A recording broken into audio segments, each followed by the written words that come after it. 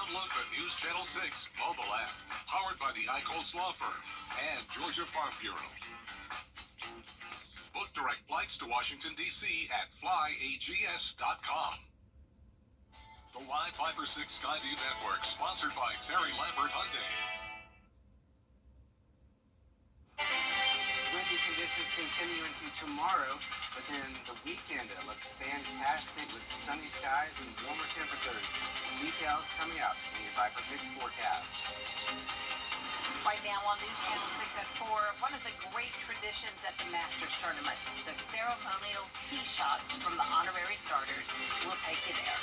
Plus, how much has the influx of golf patrons impacted downtown Augusta? And we'll hear from a family on Brooklyn Road, one of only a few homeowners who haven't sold their house. As your News at 4 starts now.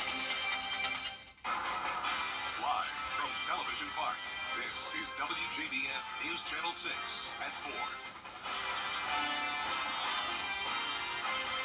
Good afternoon, everyone, and a special welcome to our Masters visitors. I'm Jenny Montgomery. Thanks so much for joining us. Coverage you can count on begins with the 88th Masters Tournament officially underway. Brad Means is live at Augusta National Golf Club with more about a beloved start to round one. Hello, Brad. Hello, Jenny, and hello, everybody. Chill bumps all around early this morning to get the opening round underway as three legends of the game, Jack Nicklaus, Gary Player, Tom Watson, winning a combined 9 green jackets over 6 decades. They hit the ceremonial tee shots at 10:10 this morning, and patrons were delighted. It's the best part. Kind of gets everything started.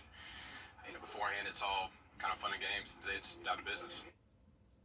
Yeah, it is down to business now through Sunday for sure. We asked patrons who they'd like to see in the future hitting a ceremonial tee shot, becoming an honorary starter, and no surprise here. They said they'd love to see Tiger Woods in that role, of course, long after his playing career is over.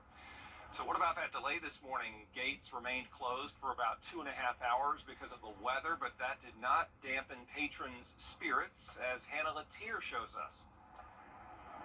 Even though the gates opened an hour and a half late for the first round of the tournament, patrons tell us they kept the faith, but were a little nervous at first. They say they were anxiously checking the forecast the night before and were glad the lightning hold was lifted. Preparation was key, with a lot of patrons wearing parkas and rain boots. And as the clouds started to disperse and the sun began peeking out, patrons knew the day was about to turn around. We have some friends that were golf gods in a past life, and they worked their magic.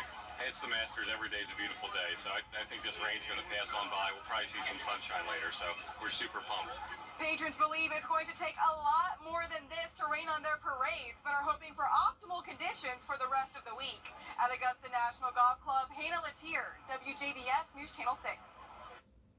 And don't forget to join us tonight for Masters Report. It comes on at 7:30, right after News Channel 6 at 7. Sports Director Brendan Robertson, News Director John Hart, and the entire team here to bring you Masters coverage you can count on. That does it for us from here for now, Jenny. We'll throw it back to Television Park and see you in a few minutes. All right, Brad, thanks so much. And it is time now for a first look at our weather with meteorologist Miller Hyatt. High 80 degrees tomorrow, absolutely fantastic. Temperatures in the 70s, and then we're talking about even more weather that is nice for the weekend. I'll have details coming up. Jenny? All right, Miller, we appreciate it. The Masters has always been an asset to the Garden City's economy, but there are different opinions on how it impacts downtown Augusta. Graham Lee joins us now live. And Graham, you talked to business owners today about what they've seen this week. I did, Jenny. I stopped by 10 businesses, close to 10 businesses here on Broad Street to see how they've been doing throughout the Masters week. And I got some mixed responses. Now, the weather at Augusta National has been favorable for the most part. Of course, the exception being the rain this morning that led to that late start. But for the most part with these businesses, they have seen in the downtown area, of course, they've seen plenty of parking spaces filled, and many patrons have been checking out area businesses in the Garden City. Now, while some business owners I spoke with say this week is normal, others say the tournament is helping bring customers through the doors. We've had good traffic every day. Have found the mornings have been quiet, and it picks up usually around lunchtime. And we're getting some patrons who are just they went the day before to the tournament, and then some of the customers who've been coming in are wives or spouses of the people who are actually out at the tournament. Now, while a lot of patrons are at Augusta National throughout the day, a lot of them come to the downtown area in the nighttime for the restaurants and those bars, and some of them behind me are actually opening up as we speak. But we'll hear more from those impacted businesses coming up in the next hour. Live in Augusta, Graham Lee, WJBF, News Channel 6. Thank you, Graham.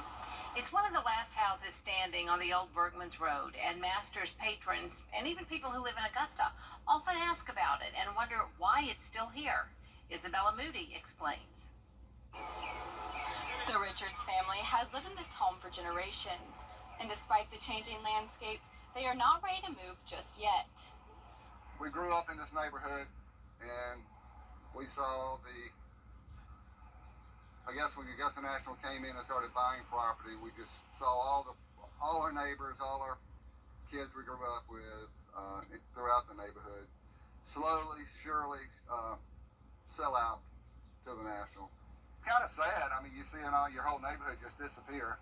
The house holds many memories for the Richards family.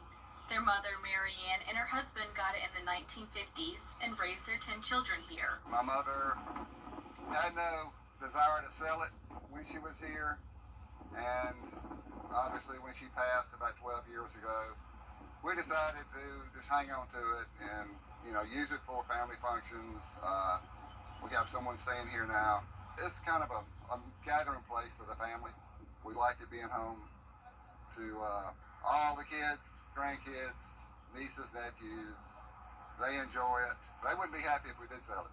Jimmy says they rented the house for a few years and they let patrons pay to park in their yard. A lot of people that come back every year that park here that really enjoy it. Got to know some good friends across the country. And it's been fun seeing them come back every year. In the future, it may get sold, but as of now, they want to keep it in the family and have no plans of selling it. In Augusta, Isabella Moody, WJBF News Channel 6. Video games and esports are transforming lives, turning hobbies into careers in competitive gaming, the military, and STEM fields. The Blaze Fire Games esports bus made a stop at Allendale County Schools.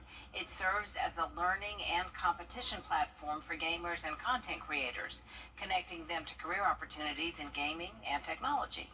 I think it's important for us to capitalize on the various skill levels of our students. Our students play games at home. And so they play games on their phone, and they have Xboxes and all of these other gaming systems. So why not transfer that to the classroom so that they can have that engagement? Allendale County Schools plans to start an esports program next year. In July of 2022, 4-year-old Israel Scott drowned during a private swim lesson in Burke County. The tragedy led Georgia lawmakers to pass Izzy's Law, designed to protect children and adults around water. Now the Israel Scott Foundation and the Kroc Center are teaming up to host the first Splash Summit on Saturday, April 20th. It's a chance to learn life-saving skills and get swim lessons. The main focus is really to educate parents on Izzy's Law and what this actually does. Things that they could actually look for also when it comes to signing your child up for swim lessons. Free instructional time, and we'll have in-pool water safety for ages 5 to 17.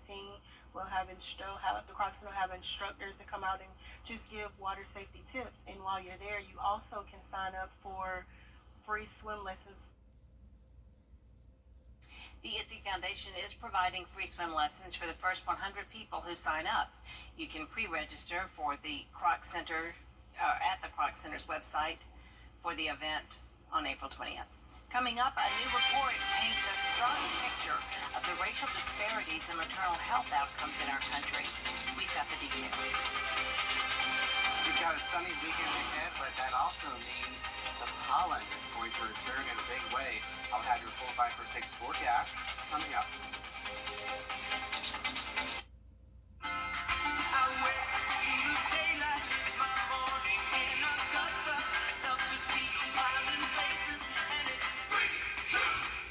Something about the morning.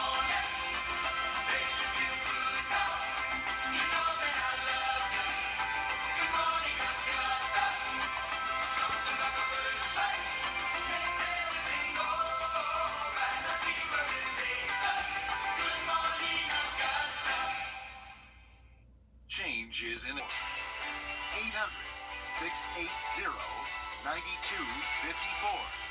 That's 800-680-9254. Call now.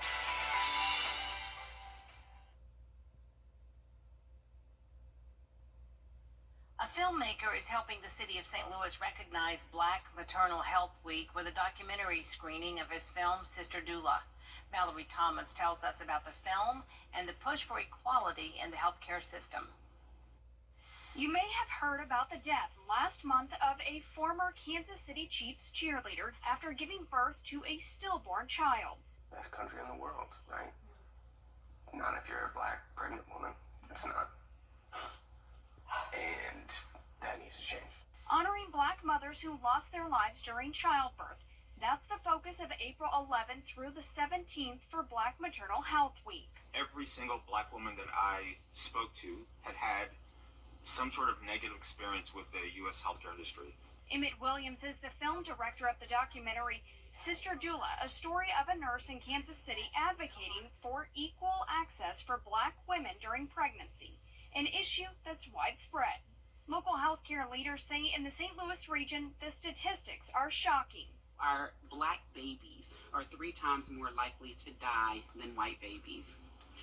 Our Black mothers are 3 to 4 times more likely to die as compared to white mothers. Dr. Jane James Halbert is the OBGYN department chair for SSM DePaul. She says the St. Louis region faces a range of issues for Black mothers. Lack of access to healthy food and health care, to misinformation, to unhealthy environments, and lack of transportation. SSM, the city, and county health departments are bringing change to our area. By focusing on risk factors, screening pregnant and recently pregnant moms for depression and substance use disorders, and providing referrals and immediate sources, the unmet needs can be met. Williams is screening the movie Thursday in St. Louis, a documentary he spent 5 years filming. I filmed many doula classes and birthing exams and staff meetings, and and the result is Sister Doula. In the state of Georgia, lawmakers say the solution is to expand rural health care services, have more OBGYN doctors to prevent rural hospitals from closing, and invest in community health care workers. We'll be right back. Weather headlines on WJBF News Channel 6. Brought to you by Hickson Roofing. If your roof needs fixing, call Mr. Hickson. Planet Oats. Some for next week, Jenny. Never know around here, do you, Miller? Yeah, no. Thank you. Coming up, now that the solar eclipse is over, you may be wondering what to do with those special glasses. We'll tell you why you shouldn't throw them away after the break. On WJBF News Channel 6. Eclipse glasses don't expire, but if you don't want to keep them as a souvenir, they could still serve a purpose. Astronomers Without Borders and Eclipse Glasses USA are recycling and redistributing gently used glasses. They'll be sent to schools or places around the world with limited resources for solar eclipse watching. Make sure they have the International Organization for Standardization logo. For instructions about how to donate, just look for this story on our website, WJBF.com. There is more coverage you can count on coming up on News Channel 6 at 4:30, including the fight on Capitol Hill for moving forward with America's national security. These up right after the break.